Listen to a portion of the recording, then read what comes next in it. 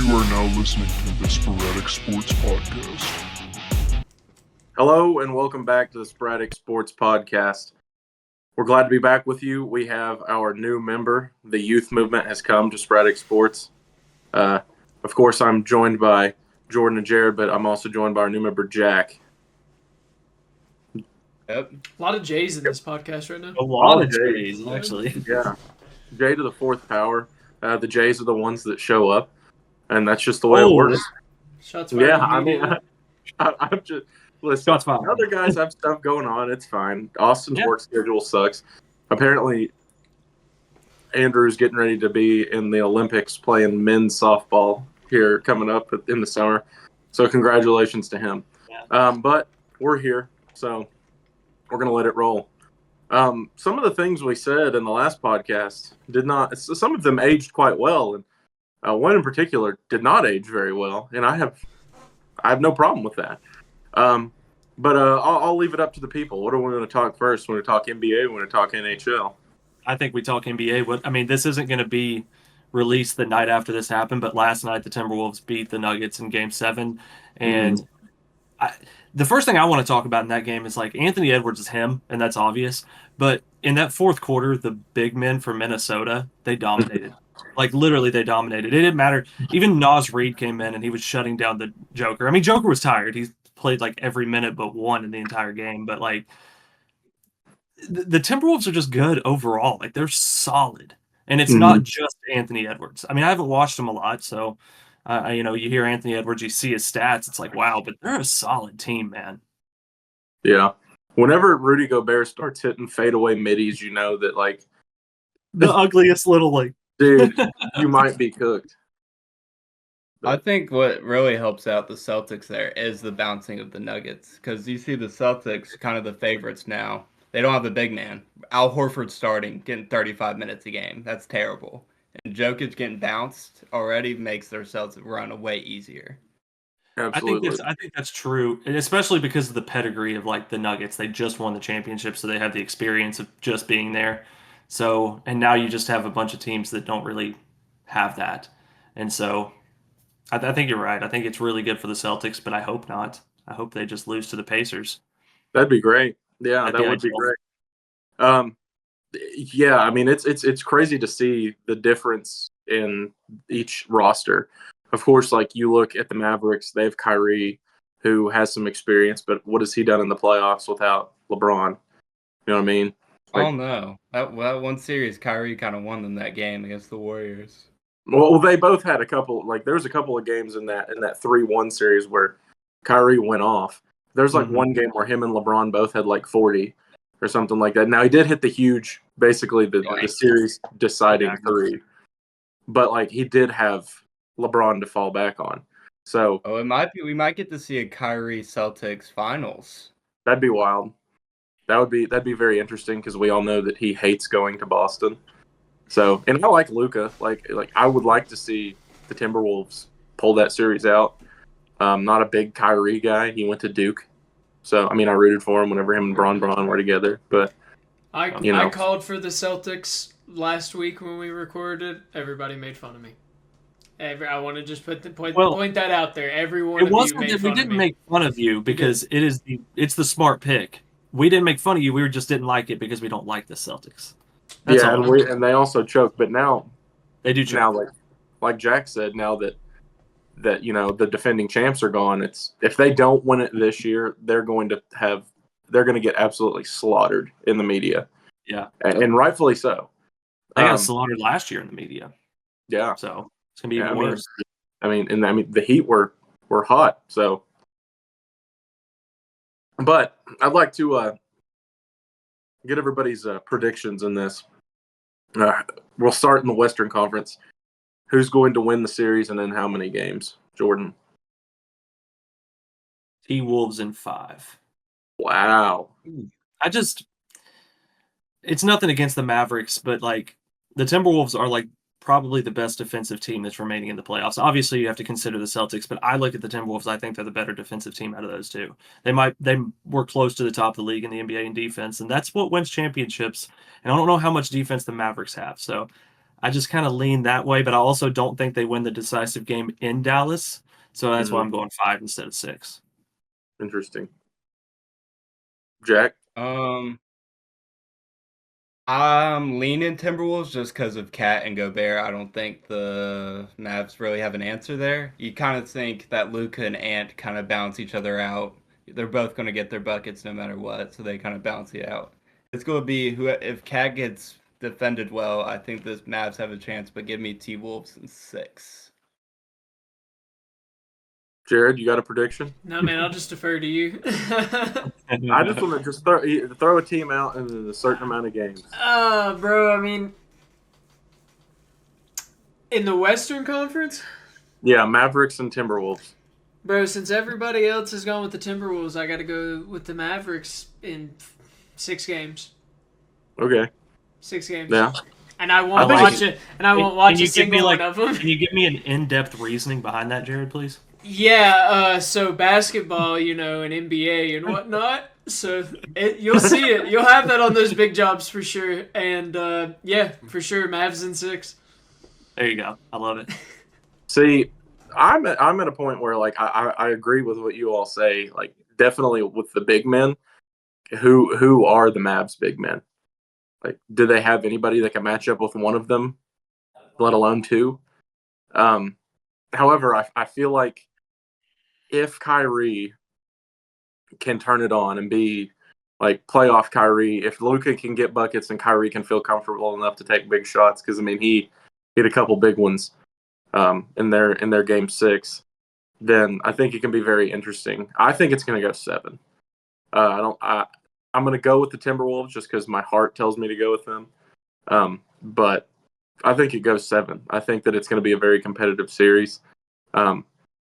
It's crazy to see Naz Reid have the impact that he's had and be the 6th man of the year.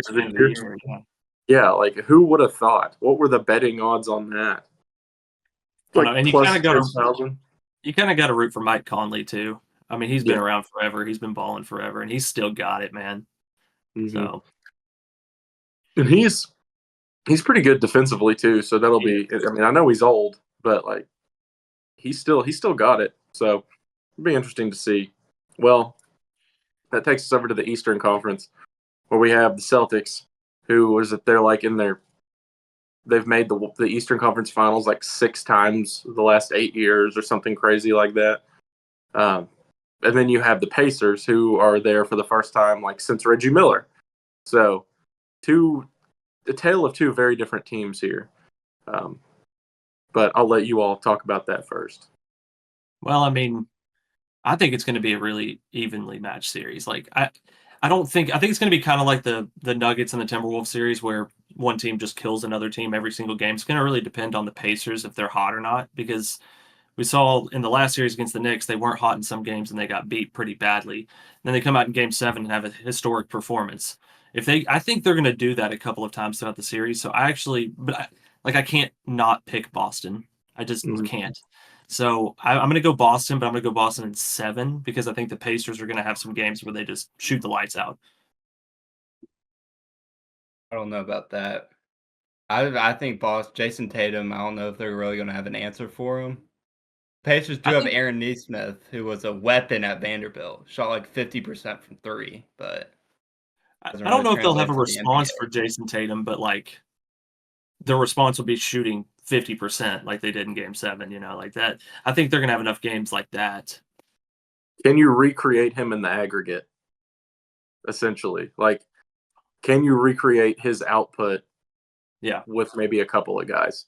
Yeah. Like if Andrew Nembhard can give you a bucket here and there, and if Nesmith can give you a bucket here and there, if Siakam can he's got that championship pedigree, even though that was all Kawhi. Like if he can give you some big buckets, because he did yesterday. He had a really good game in game 7. I feel like that's what it has to come down to, but I see what you're saying there. I mean, Tatum he's one of the best in the league. What's your prediction? And I've even mentioned Jaylen Brown. I think he's going to he's been a good defender his whole career. Him on Tyrese will be interesting. Give me Celtics in 5. Jared?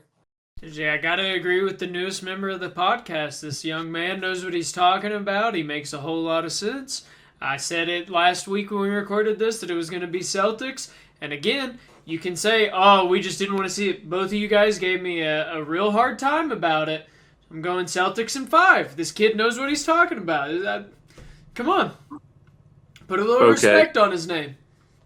I think that I kind of agree with what Jordan said. I think that the Pacers will come out and score. I think that they get 2 games. I think that the Celtics will take it in 6. I hope to be wrong. I hope Tyrese Halliburton has an absolutely monstrous series and balls out. But I think it's more realistically going to be 5, like you all predicted. But I'm hoping for 6. And I hope that it's not. Huh? In all actuality, it could be 4. It could if the Celtics played their best basketball, it could be 4. I didn't know what the minimum amount of games were, and I was going to say 4. Yeah, it could be. But I don't want to give myself a little bit of a cushion. Yeah, I mean, it's the Eastern Conference Finals. Chances are Indiana will win 1 game at least, but it could be. Like the talent differential is there. So yeah, their crowd can get loud too. Like their crowd is good enough to carry them to a win.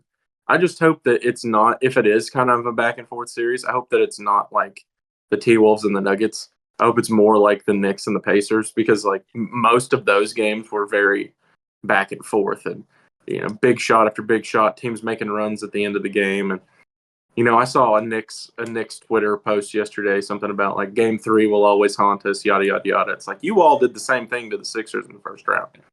So, looking back, how many games do you think the Garden won for the Knicks? At least won a series. Yeah. I think it was madhouse. Yeah, you would think so. But I mean, at least the game 7 in the Timberwolves Nuggets was better than the game 7 of the Knicks Pacers. Like I had that game off before halftime. I mean, that was a crazy game too, because the Nuggets were up by 20 in the second half. I started watching that in the second half because I was like falling asleep, and I was like, "Whoa, this got pretty good." Yeah. They showed Anthony Edwards on the bench, and you could read his lips. He said something like, "I'm going to get in my bag," or something like that. And then he did. It's not even like he had a super impressive stat line. He had like 18 points. But he's such a good facilitator of the ball. Like it's wild. And he draws, I mean, they double teamed him all night last night. But at some points they triple teamed him. I mean, like he doesn't have to have 40 points to be excellent. And I think he was excellent last night, even though he didn't really score a whole lot. Do you know that Nikola Jokic and the Nuggets have never won a playoff series against a team that's won 50 games? Wow. That's crazy. That is crazy. I saw that stat. Because, I mean, even in the finals last year, they played the Heat. They played the Heat. Yeah, I was like, who did they play last year? That's right. Yeah. I also saw a tweet that said something like, Jamal Murray wakes up in the morning and he spins a wheel that tells him whether he's going to play like 96 Jordan or Michael Olowokandi. And I was like, I mean, there's no in between. He's either on fire or he's awful. Yeah. And I guess MPJ, you probably could say the same thing about too. Yeah. MPJ as well. Yeah. I mean, Jamal Murray obviously the Joker is the best player on the team. He's the reason they won the NBA Finals last year. However, you see the consistency that you got from Jamal Murray. And then in multiple cases, you did have some good games from MPJ. And that just wasn't present. It's like Jamal Murray used up all of his good juju against the Lakers, making those 2 game-winning shots. And that was all she wrote. So yeah. So I don't know. I'm glad to see the Nuggets gone, though. I hope the Timberwolves take it. I mean, if I were to root for someone, obviously it's going to be Minnesota. Agreed. I hope they win it, but especially since like the last time they were in the Western Conference Finals was whenever they had KG. Yeah. And those were the days. KG was like my second favorite player of my life. Like it was obviously Jordan first, then it was KG. Oh, I saw the posters. Huh? I saw the posters. Yeah, the posters, exactly. The black jersey you used to have. I remember all that. You loved KG. I was around KG. And I had like the throwback Timberwolves shirt. Yeah. It was. I loved KG, and then he went to the Celtics and he got his ring, and I was like, okay, good for him. But I hate the Celtics, so it'll be interesting. So 3 of us have the T-Wolves and the Celtics in the finals, and then Jared's got the Mavs and the Celtics, which that'd be an interesting matchup. Like Jack said, you'd have Kyrie going back to Boston, which would be a soap opera all the time. It would be the amount of slurs those Boston fans would say would be absurd. Oh yeah, That's kind of their MO. Yeah. It's what they do. You know, Massachusetts, man, they have a nickname for a reason. So it'll be interesting to see. I really hope the Celtics lose, because if they lose, we're going to have one of the most random teams win the championship. So we root for chaos. Yeah, and we root against Boston. And we're root against Boston. Yeah.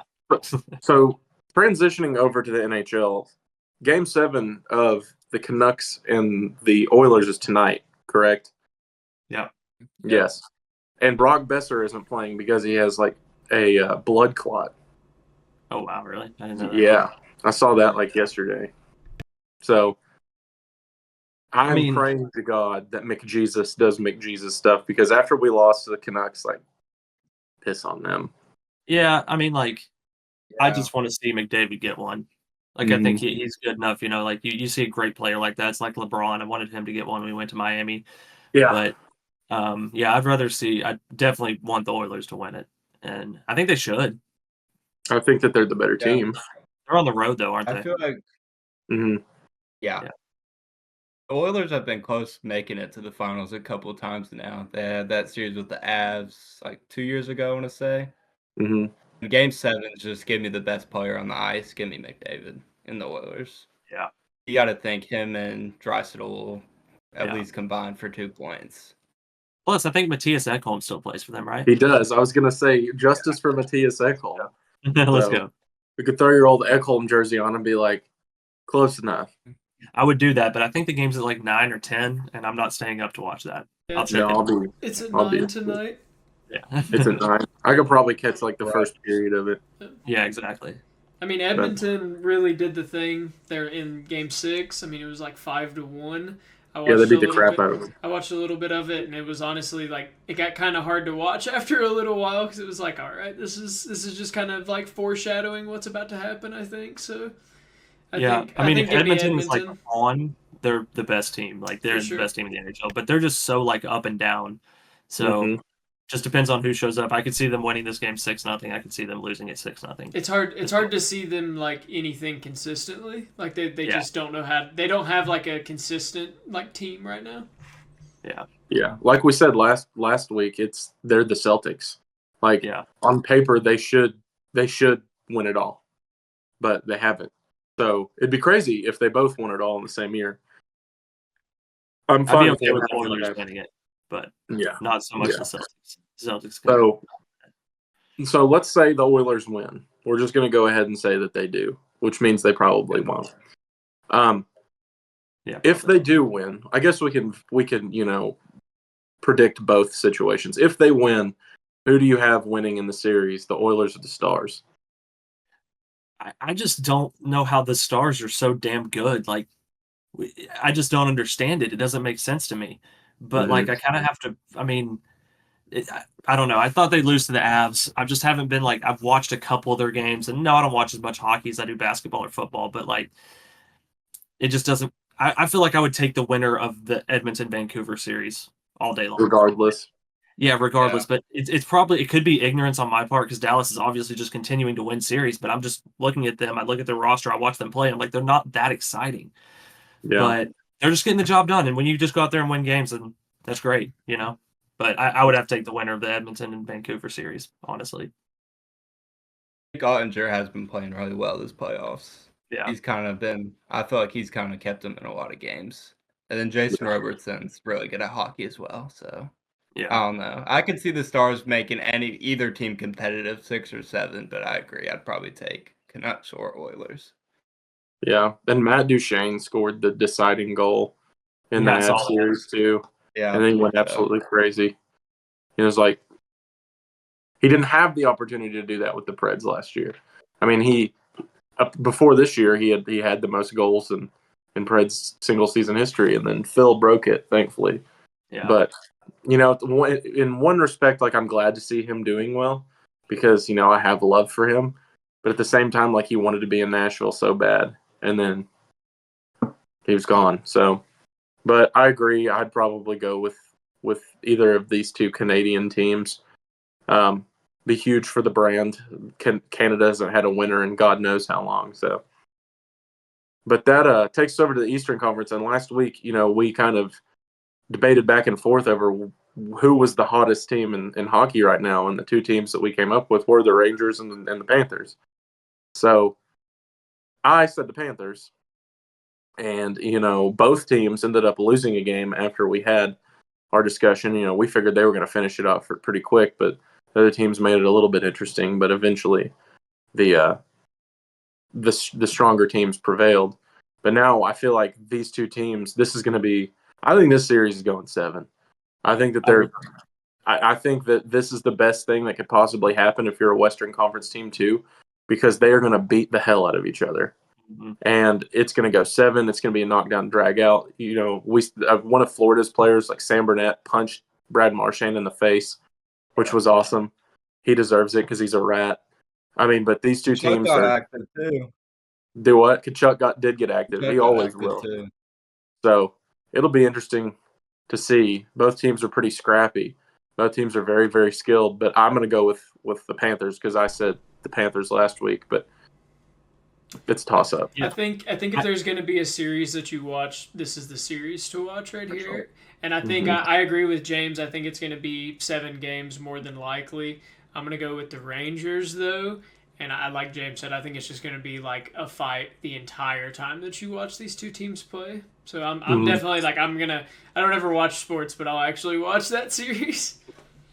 Yeah, I'm going to say 6 or 7 for sure. But I don't know. The Rangers kind of scared me at the end of that series against Carolina because we were on the podcast and we were going into the third period, and I was like, oh, the Rangers are up 1-0. They lost that 4-1. Gave up 4 goals there in the third period. And then I think they lost 2 in a row because they were up 3-0 in the series, weren't they? Ended up winning it 6. Yeah, because I had called Carolina being the winners there, and you were like, dude, they're down 3-1. And then we got off the podcast. I watched the rest of the game and was like, what the? I don't think Jordan looked at the score right, but then I looked back and was like, oh, holy crap. No, they've just turned it on in the past. They went on a freaking fury. Yeah. That makes me nervous to pick the Rangers, but I picked the Rangers on the last podcast we did. I'm going to stick strong with them. I'm going to go Rangers in 7. I think that they're the better overall team, but I think Florida's the hotter team. So I'll step back on what I said last week. I think Florida's the hotter team. I think the Rangers are the better team. But yeah, I can't really disagree with anything you've said besides that I just love Matthew Tkachuk. When he was getting traded out of Calgary, I wanted him to be a Blues so bad. I'm a Blues fan. Let everyone know. But yeah, Matthew Tkachuk, I think, might be a top 3 player in hockey. I just love him so much, and I think that he's just going to prevail. Give me, I can't think, Panthers in 7. Panthers, yeah. Yeah. It's going to be a hell of a series. I would not put any money on it. Let's just say that. I would not bet on that series. Fair enough. I expect it to be very exciting. It's going to be what playoff hockey is all about, and I'll be out of school at the end of this week, so I'll be able to stay up and watch some of these games. So I'm looking forward to that. Hopefully it does go 7 so I can get my money's worth there. But last thing we can talk about tonight, just thoughts on the NFL schedule release. My immediate thought is, why in God's name are the Eagles getting a week 5 bye week? That sucks. That's way too early. However, looking at the schedule, it is far less of a gauntlet than last year's schedule, so I am pleased with that. That's the one good thing about not winning the division. Yeah, don't have to play first place schedule. So, but some exciting games. Of course, they start the year off in Brazil against the Packers. There will be is it a 4:25 game when they play the Ravens? Yeah, they said so. Yeah. Me and you might have to watch that together. It'll be very different than it was when we used to watch it. Yeah, it'll be fun. We definitely need to. That'll How do be y'all exciting. feel about the more out of United States games, the more international games this year? You see that NFL's kind of focusing on that. I mean, I like it. Yeah. I really like it. And it's kind of for a selfish reason because I love waking up in the mornings and seeing a game on. I think that's really cool. And I think that like could bring more fans to the NFL, as if the NFL needs more fans. The only thing I would really be opposed to is getting a team that's somewhere that's not like Mexico, because like if you have a team that's in Germany and you're talking about what if they're in a division with the Chargers or somebody, right? They've got to travel forever away to get to them. It just seems like a lot to try to find a team, out there. Yeah, I agree with you 100%. I was thinking that too. Like, if you decided you want to put a team in Mexico, or even if you wanted to put a team in Canada, or maybe even South America, they'd be pushing it, but they're still in the same hemisphere. Yeah. But if you try to move a team to like Germany or Melbourne, Australia, or something like that, like that's not going to make any sense.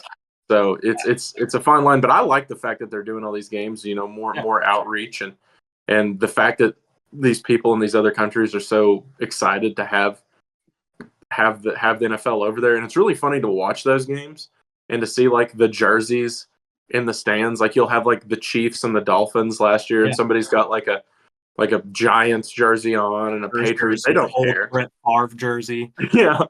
It's Like, like seriously. there's no rhyme or reason to what they're doing, but it's cool to see Europe be passionate about this game, because we love football here, but we know that the Mag Daddy on the world stage is their football. It's soccer. Like that's the most popular sport in the world by a long shot. So I feel like the NFL is doing a good job to try to extend outside of our borders and just get more and more fans, and more fans can only mean more revenue, and that can only be good.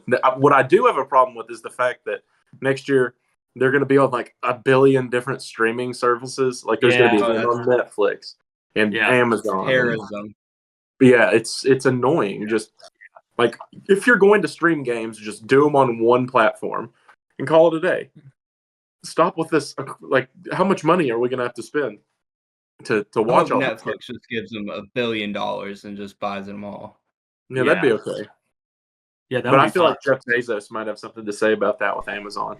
Get into a bidding war. Again, I don't, kind of like what Jack said, I don't really care who gets it. Just someone give them billions of dollars so it's all on one centralized platform. Yeah, on one thing, Because Bezos got screwed last year. Every game he got was terrible. Yeah. Yeah. And that could be a part of the plan, too. Like, they're putting them on all these different streaming platforms, and they're going to be like, who wants to give us the biggest blank check for us to be loyal to this? Or they could also be like seeing, what the view rate is and seeing how many people are watching, certain games on certain platforms, and then they kind of decide from there which platform they're going to take as like their main one. So it could be part of that too. Because they did commit to Amazon as their like Thursday Night Football sponsor, and now they're just kind of venturing outside. So how do y'all feel about... Go ahead. I'll just say I'll be damned if I pay $80 a month for YouTube TV. Like it's ridiculous. That's what I have. That's what my family has. I refuse to pay that much for. It's crazy to me. There's no cheap way to get TV unless you just pirate it. Yeah, no. When I watched the Super Bowl this year, I just I got YouTube TV as a free trial, and then before it took the money out of my account, I just canceled it. So, which is what I feel like most people did to watch the Peacock game last year. Oh, for sure. I do have Peacock. I have Peacock. I watch everything on like HBO Max and Peacock now. I feel like they have a majority of what I want, but most of what Peacock has is soccer and WWE. Dude, we need a WWE section on this podcast. You want to get wild and talk about some stuff? Let's get wild. The second week in a row, it's come up. How do you all feel about football games on Christmas? I love it. I love it. NBA's had Christmas forever, so why can't the NFL get a little bit of that action? Yeah. I agree. I'm with you. I kind of feel for the players not being able to spend time with their families, but at the same time, you make millions of dollars to play a game. So they can spend the day. Cowboys play every Thanksgiving. Yeah, it's true. They can see their family the day after. I mean, there's plenty of people that have to work on Christmas Day that don't make billions of dollars for throwing a ball far. I mean, very true. And but my comment would be, I don't want the Eagles to play on Christmas frequently, because they really tried to mess around and lose to the Giants last year on Christmas. Christmas was almost ruined. It's going to ruin James's Christmas every year. No, there was a collective sigh of relief at my in-laws' house when the Eagles won that game because everybody was like, "Oh, thank God, we don't have to deal with him." I do. After his loss. Real quick before we end, I know you said this was kind of the last thing that we wanted to talk about, but just for like the viewers, I wanted to ask Jack, like, can you give us a rundown of like your favorite teams? Like, I mean, I'm talking college, Okay. like basketball, football, whatever. Hold on one second. All right. We'll get to that. I want to talk about the schedule. We'll get back Yeah, to go the ahead, schedule go ahead. on my schedule for a second. But go ahead, Jack. I want to hear your favorite teams first. I just want to talk about the Okay. Ravens schedule after you. We'll go through all the major sports. NFL, Cowboys fan, lifelong Cowboys fan. My dad kind of did to me growing up. That's what happened there. NBA, don't really have a favorite NBA team, kind of just like players. I guess if I had to pick, I'd say Bulls because I grew up really liking Zach LaVine, but wouldn't consider myself a Bulls fan. MLB Yankees fan. Who grandpa grew up always at my grandparents' house. Yankees fan. He's from Trenton, New Jersey. Grew up there, so pass that on. For college, all college, I'm a Vols. Going there next semester. Going to start in the Nice. fall. Kind of be a Knoxville correspondent. That's a good man Yeah. right there. So that's about it. And hockey blues, as I already said. What about golf? You got a favorite golfer? Ooh. What's the guy who got arrested? Scotty Scheffler. Scotty Scheffler. Yeah. He's world number Oh, yeah. one. That's a good pick. Dude, Yeah. they're taking the charges away from him. He's clear. He's clear. Yeah. Oh, no doubt. What's going to pimp, though? Getting arrested and then going playing like 2 hours later? They, Going and shooting at Going 6 six under. under. oh yeah, like, they talked. fresh out the. They talked to him and he said, "Well, it was definitely the first time I've ever stretched in the jail cell in the morning Yeah. before playing." Yeah. Yeah. That kind of takes me to what I was going to say about Jack before Jordan gets to the Ravens schedule. He is going to UT in the fall, so he will be on UT's campus. He will be our Knoxville correspondent. It'll be interesting to kind of have our finger on the pulse in Knoxville. Of course, I plan on being there as often as possible. Jordan will come with me a couple of times like he did last year. That'll be a fun little twist.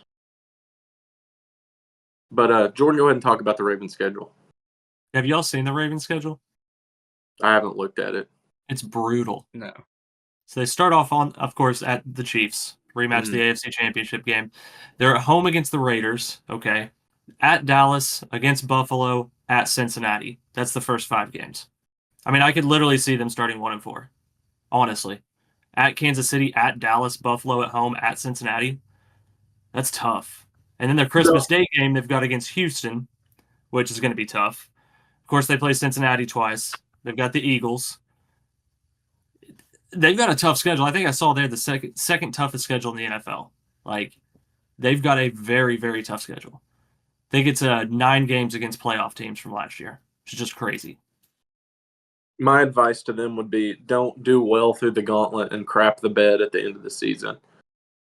Because that's exactly what the Birds did last year. And then they have an easier schedule this season because of it. Yeah, we might have done ourselves a favor there. It's still not like a cakewalk No, or anything, but we're not looking at like the Bills and the Chiefs and back-to-back weeks and playing the 49ers and that was and the Dolphins all in a stretch. So Yeah. it'll be interesting. Be interesting to see how it goes. I also feel like before we sign off, I feel like the Titans fans are way more confident than they should be. Why? Because they have old Calvin Ridley and Tyler Boyd. Who's throwing the ball And to him? mayonnaise Mayonnaise boy. fingers? That's the funny thing about it too. Is like being able to be in my position, and Jack can speak to this too. Being a Vols fan that hated Will Levis, but that's not a Titans fan. Seeing these Titans fans who are also Vols fans try to convince themselves that Will Levis is the answer. Now he might be a serviceable quarterback. I think he's plenty serviceable. He had a good rookie year, but I mean, to think that like he's going to come out his second season and be Tom Brady replacing Drew Bledsoe, like what are we doing here? I mean, Yeah. it's just Speaking he about also Tom very well Brady. could be like Mac Jones. I mean, Yeah. Yeah. He's calling a game. Cowboys, Browns, week Yeah. 1. Yep. oh Tom He's Brady, yeah. I feel like Yeah. I'm excited to hear that. Yeah, I'm excited to hear him on I think commentary. he'll be great. I think so too. I think he'll have like the Roma factor where he'll just know everything that's going on. But I don't Yeah. know how much of Tom Brady's personality like shows through that. I don't know. It'd be interesting to see. I mean, I didn't think I'd enjoy Tony Romo as a commentator, and he's probably one of my favorites besides maybe Greg Olson. But is he even like calling games now, or what's happened with He him? got replaced by Tom Brady. I know he got replaced by Tom Brady. I didn't know if anybody picked him up for anything. I mean, I I'm thought he was awesome. I'm looking forward to seeing Jason Kelsey on Monday Night Countdown. Yeah, That's going to be awesome. Especially if like it's an Eagles game or a Chiefs game, it'll be interesting to see how that goes and how he'll respond to such a situation. But that'll be a fun dynamic to get the sexiest man alive on Monday Night Countdown. Anything anybody else wants to add before we sign off?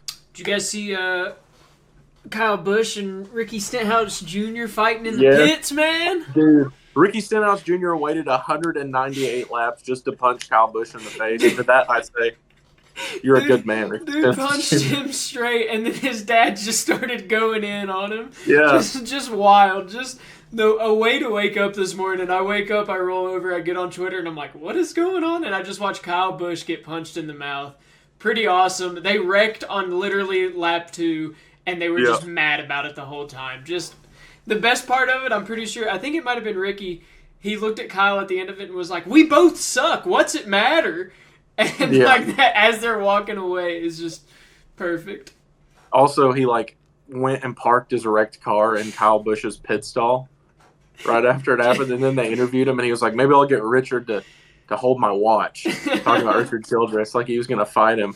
But story of the night is, of course, Joey Logano, my man Joey Logano, leading 199 of the 200 laps and absolutely dominating the All-Star race. For sure. Hopefully he can carry that over to the second half of the season because he's kind of sucked this year. He's had a lot of really bad luck, but we'll see. But anytime Kyle Busch gets punched in the face, it's a good day. It's a good day, even though for some godforsaken reason Austin is a Kyle Busch fan. But that's what happens when you have somebody north of the Mason-Dixon watching NASCAR. He also likes F1, so. Yeah, if you like F1, your opinion is literally irrelevant to me. Well, it's been a fun one. Like we said, we're going to keep this one a little bit shorter, but we're happy to have Jack joining us. Happy to be doing this more frequently again, and we hope to continue doing so through the summer. And we'll talk more baseball leading up. I don't really want to, but it is what it is. But this is kind of a dead period of sports. It is. We'll get into WWE and we'll get into esports, and we'll have plenty to talk about, guys. We might have to do some more like drafts, like maybe a all-time WWE wrestler draft. Dude, Rey Mysterio is first pick, and if he's not first round, I'm pissed. Ages probably 6 to 13. No one had more WWE action figures than I did. Dude, I'm the same way. Dude, I had there was, especially when WCW was a thing, I had the ring, I had all the action figures. So that could be a fun idea moving forward, maybe another music draft coming up, but plenty of ideas. We'll circulate them, and we'll keep creating content. And hopefully whenever we get to the fat of the sports season, we don't just fall off the face of the earth like we did last year. That's not the plan. It's not the kind of sporadic we're trying to be. So thank you all for joining us.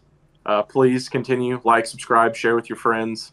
Tell your friends to watch the videos. Tell your friends to tell their friends to watch our videos. Follow us on social, at Sporadic Pod on Twitter or X if you prefer, and Instagram. But until next time, go Birds. Oh shit, I wasn't recording it all that whole time. Shut up, Jay. That's something that